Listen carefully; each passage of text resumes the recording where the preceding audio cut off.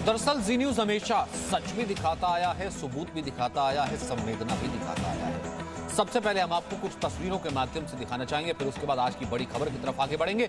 कठुआ का सच हमने दिखाया और कठुआ का सच दिखाने के बाद किस तरीके से कोर्ट में उस इन्वेस्टिगेटिव रिपोर्टिंग के बाद उस निर्दोष की जमानत होगी, उस निर्दोष को छोड़ा गया बाकायदा, जिसे बाकायदा एक ट्रायल के माध्यम से जेल तक पहुंचा दिया गया था।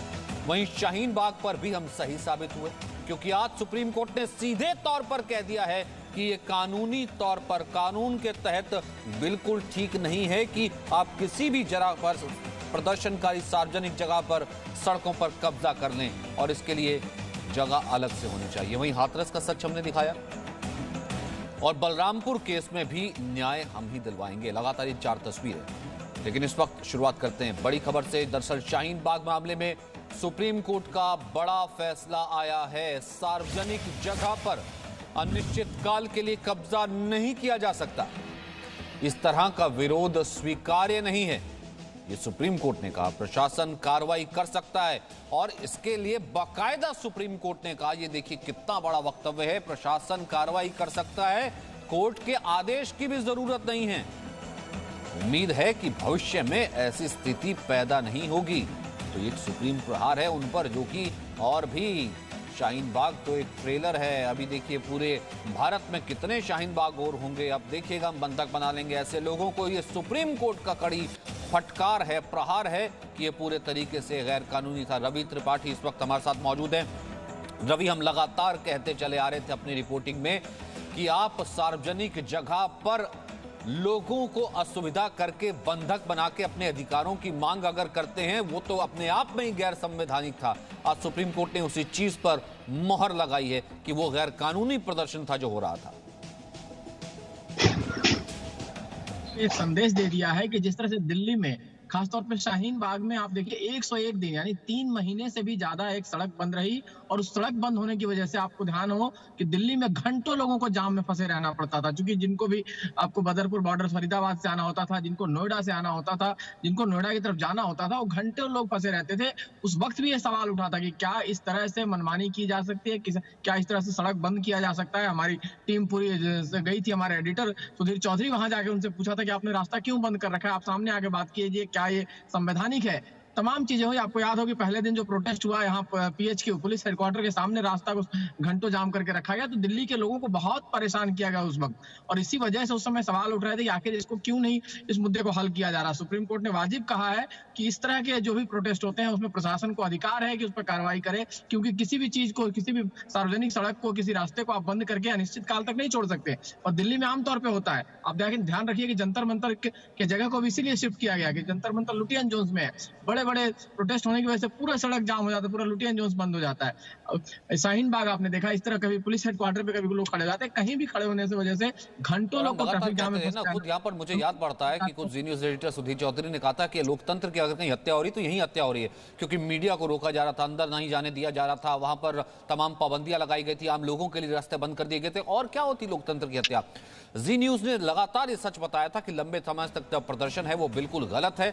लगातार हम ये दिखाते रहे थे कि सार्वजनिक जगह को कब्जे में लेना, कब्जा लेना, ये बिल्कुल गलत है, पुलिस को कार्रवाई करनी चाहिए। हम लगातार ये कहते रहे थे। आज सुप्रीम कोर्ट ने भी कहा है कि इसके लिए तो कोर्ट की इजाजत की भी जरूरत नहीं है, लेकिन ये शायद अलहदा मुल्क है जहां पर न केवल प्रदर्शनकारियों को व्यक्ति की आजादी के नाम पर रिस्पेक्ट दी गई, बल्कि ये कहा गया कि इंटरकोलेटर जो है सुप्रीम कोर्ट अपॉइंट कर लेता है, लेकिन फिर भी सुप्रीम कोर्ट संविधान का क्या सम्मान था वो सबने देखा, वो कहने के बावजूद नहीं उठे थे।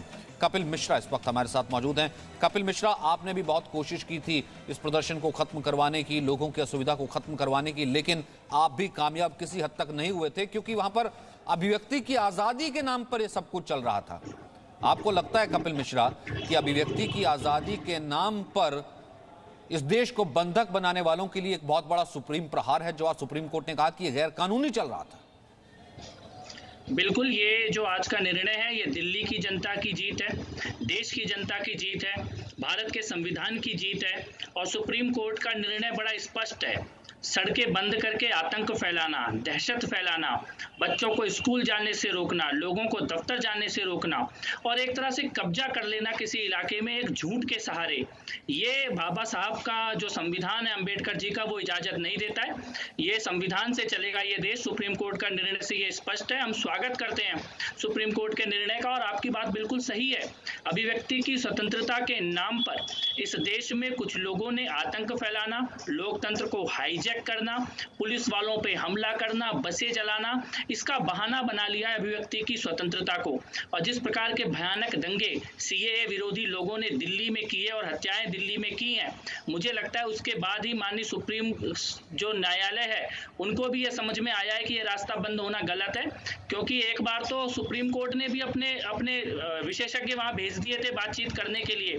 मुझे लगता है कि उनके साथ जो दुर्व्यवहार किया सीएए विरोधी लोगों ने, उसकी भी भूमिका रही है आज के सुप्रीम कोर्ट के निर्णय में। स्वागत योग्य निर्णय है और आशा करते हैं कि इस देश में आइंदा ये जो अराजक तत्व है, नक्सली, अर्बन नक्सली और इस्लामिक, ये आज के बाद इस देश के कानून का उल्लंघन करने की दोबारा गलती नहीं करेंगे।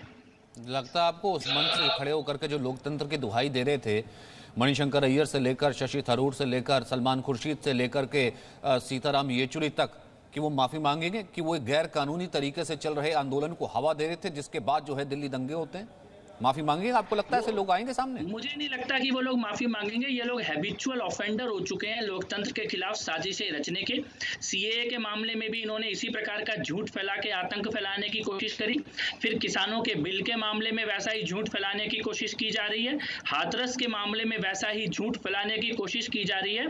तो ये लोग, चाहे उसमें हर्षमंदर और ये योगेंद्र यादव जैसे लोग हों, या मणिशंकर अय्यर और दिग्विजय सिंह जैसे लोग हों, या राहुल गांधी जैसे लोग हों, ये हैबिचुअल ऑफेंडर हो चुके हैं लोकतंत्र के खिलाफ साजिशें रचने के, षड्यंत्र रचने के। और इनको जनता के बहुमत के खिलाफ साजिशें रखना, पीएफआई जैसे संगठनों से मिलकर आतंक फैलाना, ये लगातार सीरीज में इस प्रकार के काम देश भर में करने की कोशिश की जा रही है।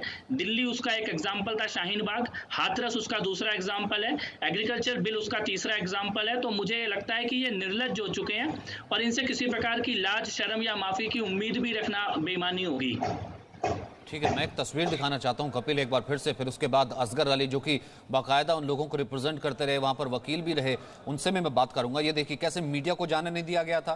खुद सुधीर चौधरी पहुंचे थे कि अगर आपको बात करनी है, बात करने का कोई तरीका होता है। सुप्रीम कोर्ट कह रहा है बात कीजिए, मंत्री वहां पर कह रहे हैं बात कीजिए, किससे बात करनी है बात तो कीजिए, कुछ चेहरा तो हो। लेकिन चेहरा नहीं था, संविधान आगे कर देते थे, संविधान की प्रति आगे कर देते थे। लेकिन 3 महीने से ज्यादा तक दिल्ली को बंधक बना करके रोका रहा।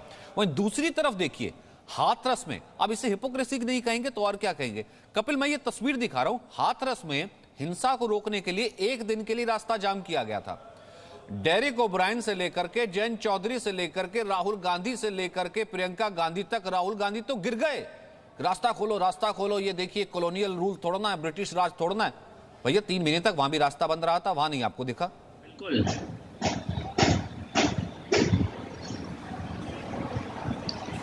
तो मतलब ये हिपोक्रेसी कहां से, मतलब ये तो हिपोक्रेसी हुई ना सीधे तौर पर किसी चीज को लेकर के। बिल्कुल, इसीलिए मैं आपसे ये कह रहा था कि ये लोग अब हैबिचुअल ऑफेंडर हो चुके हैं लोकतंत्र के खिलाफ। आप ये संजय सिंह के और उदित राज के जो पीएफआई के साथ बातचीत निकल के आ रही है दिल्ली दंगों में, जांच में, उसकी बात कर लें, या उमर खालिद जैसे लोगों के, या सफूरा जरगर जैसे आतंकियों के समर्थन में जो कैंपेन चलाए जाते हैं उसकी बात कर लें, या शाहीन बाग के बारे में अलग स्टैंडर्ड और हाथरस के बारे में अलग स्टैंडर्ड और बलरामपुर के बारे में अलग स्टैंडर्ड और राजस्थान के बारे में अलग स्टैंडर्ड। ये हिपोक्रेसी, बिल्कुल आप सही कह रहे हैं, ये दोहरा मापदंड इस देश की जनता देख रही है। इस प्रकार की बेशर्मी, जहां पे आप एक तो हत्या को भी गैंगरेप बना के पेश करने की कोशिश करें, और एक जगह जहां पर सीधे सीधे हत्या हुई है, रेप हुआ है और 24 घंटे में 16 बलात्कार की घटनाएं राजस्थान से निकल के आती हैं, उसमें एकदम चुप्पी लगाकर बैठ जाते हैं। वही हिपोक्रेसी हमने शाहीन बाग के मामले में देखी थी। कितने मामले, कम से कम 3 बार ऐसे मामले आए थे जब शाहीन बाग के जाम के कारण एम्बुलेंस में जाते हुए मरीज की मृत्यु तक हो गई थी और दिल्ली यूपी बॉर्डर बंद पड़ा हुआ था महीनों तक। लेकिन इनमें से कोई आवाज उठाने के तैयार नहीं था और हाथरस में केवल कानून व्यवस्था के लिए 1 दिन के लिए रास्ता बंद किया और ऐसा माहौल बनाया जैसे पूरे लोकतंत्र की हत्या हाथरस में ही की जा रही हो। तो मैं आपकी बात से पूरी तरह सहमत हूं कि ये हिपोक्रेसी है और अब ये उजागर हो रही है।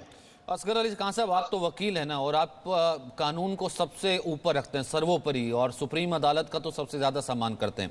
आज मानेंगे सर जब सुप्रीम कोर्ट ये कहता है कि प्रदर्शनकारियों का सार्वजनिक स्थानों या सड़कों पर कब्जा करना गलत है, जिससे बड़ी संख्या में लोगों को असुविधा हो, उनके अधिकारों का उल्लंघन हो, वो कानून के तहत उसकी अनुमति नहीं है। अब आप मानेंगे सर कि जिस आंदोलन का आप समर्थन कर रहे थे वो एक गैर कानूनी असंवैधानिक आंदोलन था? देखिए, हम वकील हैं, वकील ना होते तब भी सुप्रीम कोर्ट का कि हर ऑर्डर का मानना ये हमारा संविधान भी है और हमारी मजबूरी भी है। वो फैसले से हम संतुष्ट हो या ना हो, लेकिन उसको हमें मानना है, उसकी इज्जत भी करना है, एहतराम करना है, ये जरूरी है। और इसकी तारीख गवाह है। मैं खासकर तमाम हिंदुस्तानियों की बात कर रहा हूँ और मुसलमानों की खासकर बात कर रहा हूँ कि ये हिंदुस्तान की तारीख गवाह है कि सुप्रीम कोर्ट ने जब भी जो फैसला दिया है तो उसका पूरा एहतराम किया है। अभी बाबरी मस्जिद का फैसला, जिसमें सुप्रीम कोर्ट ने ये भी लिखा था कि वो नहीं, लेकिन असगर अली खान साहब, वहां कौन सा सुप्रीम कोर्ट का सम्मान हो रहा था? जाते थे ना इंटरकोलेटर बात करने के लिए, वो बात नहीं करते थे, लौटा दिया जाता था। सुप्रीम कोर्ट कहता था ना कि भैया आप बात कर लीजिए।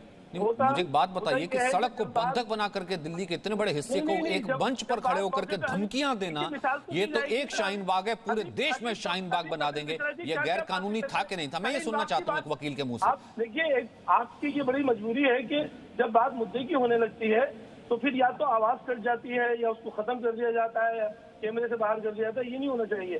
कपिल मिश्रा जी, अगर ये शाहीन बाग का मुद्दा है, शाहीन बाग पे बात हो रही है, तो कपिल मिश्रा जी ने अभी कम से कम 10 एग्जाम्पल दिए हैं, हाथरस का भी दिया, राजस्थान का भी दिया। तो ये बात तो जाहिर बात है कि इस हिंदुस्तान में हम रहते मिसालों को देख के बात हुई कि भाई ये ऐसे। मैं इसलिए आपको बता रहा हूँ, अभी सुप्रीम कोर्ट ने फैसला किया, क्या यहाँ के मुसलमानों ने वेलकम नहीं किया? सुप्रीम कोर्ट ने यह भी कहा कि वहाँ मंदिर नहीं था, फिर भी हम इस बात को कह रहे कि वहाँ मंदिर बने। तो कह दीजिए ना किसने रोका? तो कह दीजिए, ना, तो किसने रोका? कह दीजिए कि भैया एक गैर कानूनी, गैर संवैधानिक आंदोलन को हवा दी जा रही थी, जिसमें मैं भी और तमाम लोग शामिल थे। बोल दीजिए ना। बार बार घूम के वहीं आना चाह रहे हैं। मैं उसकी बात बता दूं, इससे पहले सुप्रीम कोर्ट ने यह भी कहा कि कोई भी एजिटेशन गैर कानूनी नहीं है। अब आज एक लेकिन सुन तो लीजिए, नहीं गैर कानूनी नहीं है तो आगे सुन लीजिए। गैर कानूनी नहीं है अगर वो सार्वजनिक स्थानों, सड़कों पर कब्जा करके बड़ी संख्या में लोगों को असुविधा करके किया जाता है, तो वो कानून के तहत ठीक नहीं है, और वही तो किया जा रहा था सर वहां पे। तो सर आपको कहने में दिक्कत क्या है? और ना कब्जा कहा जा सकेगा, और सड़कों पे कब्जा किया भी नहीं जा सकता। नहीं था, वो कब्जा नहीं था अपना असगर अली, वो कब्जा नहीं था। तो कहने के लिए आदमी कहीं तो जाएगा। आप बताइए, अगर सड़कों तो जाइए ना, जंतर मंतर जगह दे रखी, तो कब्जा लेंगे क्या? मैदान में आप कहते मैदान में कब्जा कर लिया, किले पे जाए करते आप कहते। अरे सर, जंतर मंतर दे तो रखा, सारा दिन बैठ करके प्रदर्शन होते हैं, किसने कह दिया आपको कब्जा कर लिया? अगर आप कब्जे की बात करते हैं, कपिल मिश्रा, ये किस तरीके का सम्मान, सुप्रीम कोर्ट का सम्मान? सर आंखों पर, माथे पर पूरा मुसलमान जो है वो आंख बंद करके मानता है। सम्मान होता तो वहां प्रदर्शन करते रहते, सम्मान होता है तो वहां पर एम्बुलेंस में बच्चे मर जाते, सम्मान होता तो एक बार तो असगर अली कहते कि हाँ वो गैर संवैधानिक था, हमसे गलती हो गई। नहीं, क्या मजबूरी है? बिल्कुल नहीं। आप बात सुनने को तैयार नहीं है। आप अभी कपिल मिश्रा जी कह रहे थे कि साहब इन सब लोगों को माफी मांगना चाहिए। मैं आपके चैनल से कपिल मिश्रा जी साहब को कहना चाहता हूँ, उनको माफी मांगनी चाहिए जो गैर कानूनी उन्होंने बयान दिए, जिसकी वजह से फसाद हुए दिल्ली में। यहाँ पे कितने लोग मारे गए, 54 लोगों की मौत हुई, 751 लोग इंजर्ड हुए, 97 लोगों को गनशॉट लगे, 351 FIR हुई। ठीक है। कपिल मिश्रा सर, अगर भाषण करने पे कपिल मिश्रा, अगर ये नहीं ये बात, अब ठीक है, अब आपने सीधे पूछा ना, आप कपिल मिश्रा की पीठ पीछे भी ये मेरी डिबेट्स में हर बार पूछते हैं, अब इसका जवाब सुन लीजिए। कपिल मिश्रा है ना सामने, अब इसका जवाब सुन लीजिए। कपिल मिश्रा, ये हर डिबेट में ढाल बनाया जाता है, जब भी शाहीन बाग का नाम होता है, कपिल मिश्रा को क्यों नहीं पकड़ते, कपिल मिश्रा को जेल में क्यों नहीं डालते? हालांकि पूरी जांच हुई है। मेरा सवाल का जवाब ये रहता है कि अगर भाषण पर जेल जाते होते ना, तो पूरे शाहीन बाग में जितने लोग पहुंचते थे सारे जेल में होते, या फिर उमर खालिद को सम्मानित कर लेते, ताहिर हुसैन को सम्मानित कर लेते, फिर कपिल मिश्रा को, फिर ये कहते कपिल मिश्रा को जेल में क्यों नहीं डालते? कपिल मिश्रा, ठीक है, सुन लीजिए, जवाब दे दीजिए ना। आप कह रहे हैं ना कपिल मिश्रा माफी मांगे, तो ठीक है, कपिल मिश्रा जवाब दीजिए। कहना चाहते हैं? नहीं, मैं तो दो चीजें कहना चाहता हूँ। पहली चीज तो मैं ये कहना चाहता हूँ कि मेरे घर की छत में अगर बम रखे हुए मिले होते तो मुझे गिरफ्तार कर लिया जाता। अगर मैं भीड़ के साथ लाठी लेके और बंदूकें लेके गोलियां चलाता हुआ पुलिस पे पकड़ा जाता तो मुझे गिरफ्तार कर लिया जाता। अगर डीसीपी अमित शर्मा को मेरे घर की या हमारे घर की महिलाओं ने घेर के मारा होता और हत्या की कोशिश की होती तो गिरफ्तार कर लिया जाता। अगर अंकित शर्मा की लाश मेरे घर के बगल वाले नाले से निकली होती तो मुझे गिरफ्तार कर लिया जाता। अगर कांस्टेबल रतन लाल को मारा होता हमारी भीड़ ने जो सीएए के समर्थन की तो मुझे गिरफ्तार कर लिया जाता। सारे सबूत सामने आ चुके हैं असगर अली जी। और देखिए, बोल दीजिए, मैंने आपकी बात काटी नहीं थी तो सुनिए थोड़ा सा। उमर खालिद की बातचीत, खालिद सैफी का मलेशिया जाके जाकिर नाइक से मिलना, 1.5 करोड़ रुपए की फंडिंग जो दंगा करने के लिए बांटी गई, चांदबाग में 16 तारीख की रात को सफूरा जरगर और योगेंद्र यादव की वो मीटिंग जिसमें डीसीपी के ऊपर हमला करने की साजिश रची गई, वो सारी चीजें ऑन रिकॉर्ड हैं। आजकल टेक्नोलॉजी के जमाने में कोई चीज छुपती नहीं है, तो वो सबूत सामने आ गए हैं। तो आप मेरा नाम लेकर रोते रह जाइए। आपके हिसाब से तो बेंगलोर में भी कोई कपिल मिश्रा होगा और स्वीडन में भी कोई कपिल मिश्रा होगा और नॉर्वे में भी कोई कपिल मिश्रा होगा। ये जो अजरबैजान और सीरिया में तमाशा चल रहा है वहाँ पर भी कोई कपिल मिश्रा होगा। इस बात की सच्चाई को नकार नहीं सकते आप। हिंसा के पीछे कारण क्या है उसको नकार के आप कपिल मिश्रा को कब तक ढूंढते रहेंगे। मुझे एक बात बताइए, दूसरी चीज में असगर अली खान साहब, असगर अली खान, दिल्ली पुलिस ने इन्वेस्टिगेशन तो की ना, चार्जशीट तो आई ना सामने। मुझे एक बात बताइए ना, हर पक्ष को लेकर के चार्जशीट आई सामने, इन्वेस्टिगेशन की। मुझे एक बात बताइए असगर अली खान साहब, कौन सा ऐसा सबूत है जो आप लेकर आइए ना, या तो पब्लिक डोमेन में, अगर सवाल उठाते हैं पब्लिक डोमेन में लेकर के आइए। जिस दम की और जिन सबूतों की बात कपिल मिश्रा जी कर रहे हैं, अगर ये अपनी उसी पुरानी पार्टी में जिसने इनकी जिंदगी की इब्तिदा की थी, अगर आप पार्टी में होते, कांग्रेस पार्टी में होते, वही बम वही सबूत इनके घर से भी मिलते। अगर तो मतलब आपका ये कहना है, मतलब इसका मतलब आपका ये कहना है, एक सेकंड असगर अली, क्योंकि आप स्काइप से आवाज करती है, इसका मतलब ये आपका, अरे सुन तो लीजिए सर, एक सेकंड। आपने ये कहा कि अगर कपिल मिश्रा उस पुराने वाली पार्टी में होते जिसमें थे आम आदमी पार्टी में, तो उनके घर से भी बम मिलते। आपको क्या लगता है आम आदमी पार्टी में सब ऐसे हैं क्या? अरविंद केजरीवाल के घर से बम मिलते हैं क्या? मतलब सब ऐसे हैं क्या? मतलब ये कहना चाह रहे हैं आप? मतलब आप खुद देखिए सर किस तरह की बात कर रहे हैं, वो मुख्यमंत्री दिल्ली के। अगर कोई एक जर्रे बराबर बात कहने की कोशिश करता है तो उसका यही हाल होता है जो मैं कह रहा हूँ। इसकी अमानतुल्लाह एक मिसाल है। कोई बात उसकी जबान से निकली और आपने सबने लेना शुरू कर दिया कि लो जी उन्होंने तो ये कह दिया, वो भी टेररिस्ट है। आज आप उमर खालिद की भी बात कर रहे हैं, मैं उमर खालिद के लिए भी कह रहा हूँ। आप बताइए क्या कहना चाहते हैं? किस इस देश को हिला देना है, इस देश को हिला देना है। दंगे इतने करो कि आवाज दूर तक जाए। सर मुंह से फूल झड़ रहे थे, मुंह से फूल झड़ रहे थे बिरयानियां खा खा के। लास्ट कमेंट ठीक है कपिल मिश्रा, नहीं सर मुंह से फूल झड़ रहे थे। अमानतुल्लाह सीधे तौर पर कह रहे थे, ताहिर हुसैन सीधे तौर पर मुसलमानों को ललकार रहे थे, अब नहीं किया तो कब करोगे? बड़ी तकलीफ आपको बिरयानी खाने से, हिंदुस्तान में किसको है? ठीक है कपिल मिश्रा, हाँ सर बिरयानी खाएंगे, बंधक बनाएंगे, दंगे कराएंगे, फिर उसके बाद मानेंगे भी नहीं। Kapil Mishra last comment 30 second. मैं केवल इतना कहना चाहता हूं, सबसे बड़ी बात ये जो झूठ बोला गया था कि सीएए से नागरिकताएं खत्म होंगी, अब तो साल होने को आ गया, किसकी नागरिकता खत्म हुई है? इतना सफेद झूठ बोल के दंगे करे गए, सड़कें बंद की गई, आपका झूठ तो सामने से खुल चुका है कि आपने सीएए के बारे में बेसिक बात ही अपनी कौम को, अपनी आवाम को झूठ बोली है। उन औरतों और बच्चों को झूठ बोला है आपने और उसके बाद दंगे करवाए हैं। और वैसा ही झूठ आज आप हाथरस पे बोल रहे हैं, वैसा ही झूठ आप किसानों के दिल पे बोल रहे हैं, और ये झूठ एक्सपोज हो चुका है। और आपका दर्द ये है कि कपिल मिश्रा ने रास्ता खुलवाने के लिए बोल कैसे दिया, क्योंकि आज एक कपिल मिश्रा खड़ा हुआ है, कल 1000 कपिल मिश्रा खड़े होंगे। आप 4 लोगों को नहीं लेके आ सकते झूठ बोल के, कभी कोई सर ऐसा है कि 4 लोगों को नहीं लेकर आ सकते, 400 को नहीं लेकर आ सकते, या फिर 4000 को नहीं लेकर के आ सकते। अब इसका मतलब है ना वो गैंग वाले वो दूसरे भी हैं, वो असदुद्दीन ओवैसी के एक भाई भी हैं कि 15 मिनट के लिए बंद कर दीजिए, जितने कितने भारी पड़ जाएंगे। सर ऐसा है कि वो वाली धमकियां देनी तो आप बंद ही कर दीजिए। वो जो धमकियां दिया करते थे ना उमन से व्यक्ति की आजादी के नाम पर, उस पर तो सुप्रीम कोर्ट ने लगा दिया हथौड़ा। अब आपको टीस होती है तो होती रहे। बहुत बहुत शुक्रिया, मेरे पास वक्त इतना ही है। देखिए सीए विरोध के नाम पर प्रदर्शन हुआ, बाकायदा उस प्रदर्शन को कैसे बंधक बना दिया गया सुप्रीम कोर्ट ने सीधे तौर पर बता दिया। उसके ऊपर धार्मिक हिंसा की रूपरेखा रखी गई और हुआ क्या, दिल्ली में हिंसा हो गई। वहीं देखिए पीड़िता के लिए हंगामा के नाम पर प्रदर्शन, ये देखिए शाहीन बाग की बिल्कुल तर्ज पर ही क्या ऐसा था, पीड़िता के लिए हंगामे के नाम पर प्रदर्शन, रास्ता रोकने के लिए प्रदर्शन, फिर जातीय हिंसा की साजिश रची गई और हिंसा की साजिश हालांकि आते आते फेल हो गई। ये सभी खबरें आपको दिखाई। Presenting B News app available on Google Play and App Store. Download it now.